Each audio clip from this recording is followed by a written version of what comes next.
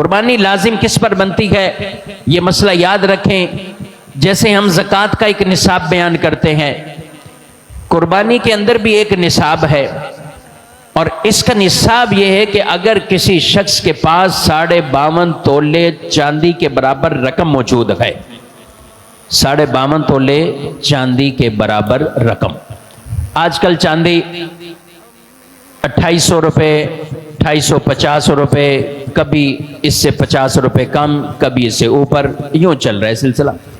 یعنی ہم ایک نکالیں اگر اوورال اس کا نصاب یا اماؤنٹ میں اگر بیان کریں تو 1,46,000 47,000 48,000 جو بھی اس کا اماؤنٹ بن رہا ہے. تو یہ آج کل تقریباً اتنا ہی بن رہا ہے.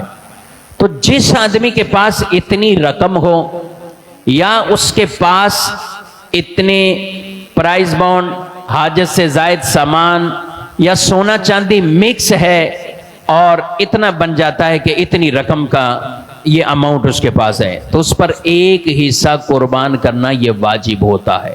یہ شرائط دیکھی جاتی ہیں ایام قربانی میں، قربانی کے دنوں میں، اس پر ایک حصہ قربانی کرنا یہ واجب ہوتا ہے. بعض لوگوں کو جب نصاب بتاتے ہیں وہ کہتے ہیں حضرت صاحب 1.5 لاکھ کا تو جانور ہی نہیں آئے گا. آپ کہتے ہیں 1.5 لاکھ والے پہ قربانی لازم ہے.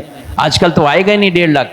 بھئی بڑے جانور کی بات نہیں کر رہا ہوں، اگر اتنا اماؤنٹ ہے کم از کم، اب اس سے زیادہ جس کے بعد جتنا ہے سبحان اللہ، اللہ نے آپ کو نوازا ہے، اچھا سے اچھا کیجئے، مگر یہ کم از کم لمٹ بیان کر رہا ہوں.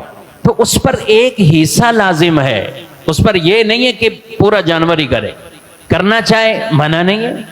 اب یا تو بکرا، بکری، دمبا، بھیڑ اپنی استطاعت کے مطابق لا کر ایک حصہ یوں اپنا قربانی کا کر لے، یا پھر کہیں حصہ لے لے، بک کروا لے اور وہ اپنی قربانی کی ادائیگی کرے. یہ واجب کے اعتبار سے میں بات کر رہا ہوں کہ قربانی کا وجوب کن پر آتا ہے.